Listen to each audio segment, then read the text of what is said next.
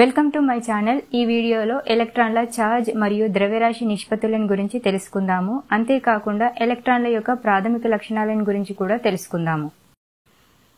ఎలక్ట్రాన్ల ఛార్జ్ మరియు ద్రవ్యరాశి నిష్పత్తులను గురించి ఎందుకు తెలుసుకోవాలి? ఎందుకంటే ఈ నిష్పత్తి ద్వారా విద్యుత్ మరియు అయస్కాంత క్షేత్రాలలో ఎలక్ట్రాన్ల ప్రవర్తనను అర్థం చేసుకోవడానికి సహాయపడుతుంది. అంతేకాకుండా అనేక రంగాలలో లైక్ భౌతిక మరియు సాంకేతిక రంగాలలో ప్రయోగాలకి ఇది ప్రాథమికంగా ఉపయోగపడుతుంది. కాబట్టి దీని గురించి తెలుసుకోవాలి. మొదటిసారిగా ఛార్జ్ టు మాస్ రేషియోని 1897లో జేజే థామ్సన్ అనే సైంటిస్ట్ క్యాథోడ్ రే ట్యూబ్ను ఉపయోగించి కొలిచారు. ఇతని ప్రయోగాల ద్వారా క్యాథోడ్ కిరణాలు అనేవి నెగిటివ్ ఛార్జ్ని కలిగి ఉన్నాయని నిరూపించాడు. తర్వాత ఈ కణాలకి ఎలక్ట్రాన్లు అని పేరు పెట్టాడు. సో ఈ ప్రయోగాలు చేసే ముందు క్యాథోడ్ రే ట్యూబ్తో చేసిన ప్రయోగాలలో ఎక్కడ కానీ ఎలక్ట్రిక్ ఫీల్డ్ మరియు మ్యాగ్నెటిక్ ఫీల్డ్ని ఉపయోగించలేదు. ఈయన చేసిన ప్రయోగాల్లో ఎలక్ట్రిక్ అండ్ మ్యాగ్నెటిక్ ఫీల్డ్ని ఉపయోగించారు. సో ఇది క్యాథోడ్ రే ట్యూబ్. ఇందులో 2 ఎలక్ట్రోడ్స్ ఉంటాయి. అవి మెటల్ ప్లేట్స్తో చేయబడి ఉన్నాయి. అవి క్యాథోడ్ మరియు యానోడ్. ఈ 2 ఎలక్ట్రోడ్స్ అనేవి హై వోల్టేజ్ బ్యాటరీతో కనెక్ట్ చేయబడి ఉంటాయి. క్యాథోడ్ రే ట్యూబ్కి ప్యారలల్గా ఎలక్ట్రిక్ ఫీల్డ్ మరియు మ్యాగ్నెటిక్ ఫీల్డ్ అనేది అప్లై చేయబడి ఉంటుంది. చివరన ఫ్లోరోసెంట్ స్క్రీన్ అనేది అప్లై చేయబడి ఉంది. మీరు డెఫినేషన్ని చూసినట్లయితే దాని పని విధానం తెలుస్తుంది. ప్రయోగ విధానంలో ఫస్ట్ ఎలక్ట్రిక్ ఫీల్డ్ని మాత్రమే అప్లై చేసినప్పుడు క్యాథోడ్ కిరణాలు అనేవి మామూలుగా ప్రయాణం చేసి ఎలక్ట్రిక్ ఫీల్డ్ని అప్లై చేసిన వెంటనే అవి విక్షేపణ చెంది స్క్రీన్ని పాయింట్ ఏ వద్ద తాకినాయి. అదేవిధంగా ఓన్లీ మ్యాగ్నెటిక్ ఫీల్డ్ని మాత్రమే అప్లై చేసినప్పుడు క్యాథోడ్ కిరణాలు అనేవి విక్షేపణ చెంది స్క్రీన్ని పాయింట్ సి వద్ద తాకినాయి.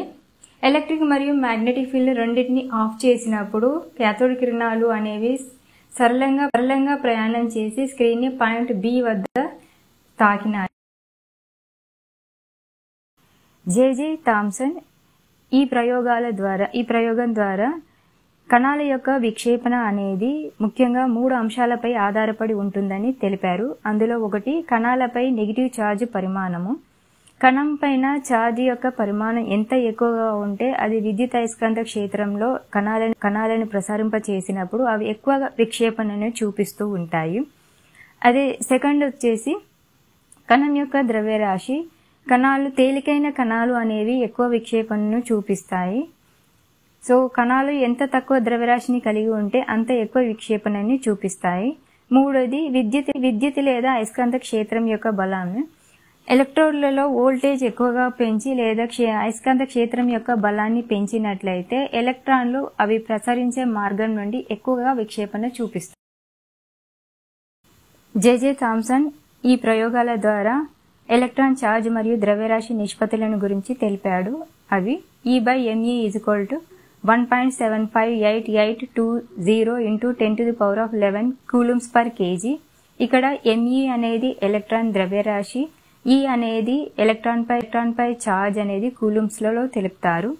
ఇది 1909లో రాబర్ట్ ఏ మిల్లికన్ చేసిన ప్రయోగాన్ని మిల్లికన్ ఆయిల్ డ్రాప్ ప్రయోగం అని అంటారు. ఈ ప్రయోగం ద్వారా ఎలక్ట్రాన్ల యొక్క ఛార్జ్ని కనుగొన్నారు. ఇది భౌతిక శాస్త్రంలో కీలకమైన ప్రయోగము. ఇందులో ఒక పారదర్శక కిటికీలతో కూడిన గది, కాంతి మూలము, చిన్న చమురు బిందువులను ఉత్పత్తి చేయడానికి కావలసిన ఒక ఆటమైజరు మరియు 2 మెటల్ ప్లేట్లు, వాటి మధ్య ఏకరీతి విద్యుత్ క్షేత్రం అనేది సృష్టించబడుతుంది. ఈ పద్ధతిలో ఆటమైజర్ ద్వారా ఉత్పత్తి చేయబడిన పొగమంచు రూపంలో చమురు బిందువులు లేదా ఆయిల్ డ్రాప్స్ అనేవి ఎలక్ట్రికల్ కండెన్సర్ ఎగువ ప్లేట్లోని ఒక చిన్న రంధ్రం ద్వారా పంపిస్తారు. మైక్రోమీటర్ ఐపీస్తో కూడిన టెలిస్కోప్ ద్వారా బిందువుల కిందికి కదలికలను వీక్షిస్తారు. ఈ బిందువుల పతన రేటును కొలవడం ద్వారా మిల్లికన్ ఆయిల్ డ్రాప్స్ ద్రవ్యరాశి కొలవగలిగారు. గది లోపల గాలి అనేది దాని గుండా ఎక్స్ కిరణాల పుంజం పంపడం ద్వారా అయనీకరణం చేయబడుతుంది. చమురు బిందువులపై ఏర్పడిన విద్యుత్ ఛార్జ్ అనేది వాయు అయాన్లతో ఢీకొనడం ద్వారా పొందబడింది. సో చమురు బిందువుల కదలికలపై విద్యుత్ క్షేత్ర బలం యొక్క ప్రభావాలను జాగ్రత్తగా కొలిచారు. కొలవడం ద్వారా బిందువులపై విద్యుత్ ఛార్జ్ Q అనేది ఎల్లప్పుడూ ఛార్జ్ యొక్క పరిమాణం ఈకి సమగ్ర గుణంగా ఉంటుందని చెప్పారు. అది Q = NA. ఇక్కడ N అనేది 1, 2, 3 అవుతుంది. సో ఫైనల్గా ఆయన చెప్పిన ఎలక్ట్రాన్ ఛార్జ్ అనేది 1.6 × 10⁻⁻19 కూలుమ్స్. ఇది ఆయిల్ డ్రాప్ ప్రయోగము. నెక్స్ట్ వీడియోలో ప్రోటాన్స్ మరియు న్యూట్రాన్స్ని ఏ విధంగా కనుక్కున్నారో తెలుసుకుందాము. ప్రతి వీడియో అనేది ఇంగ్లీష్లో కూడా అప్లోడ్ చేశాను. లింక్ని డిస్క్రిప్షన్లో పెట్టాను. మీకు ఇంకా ఏవైనా డౌట్స్ కానీ ఉంటే కామెంట్ చేయండి. Please like, share and subscribe my channel. Thanks for watching.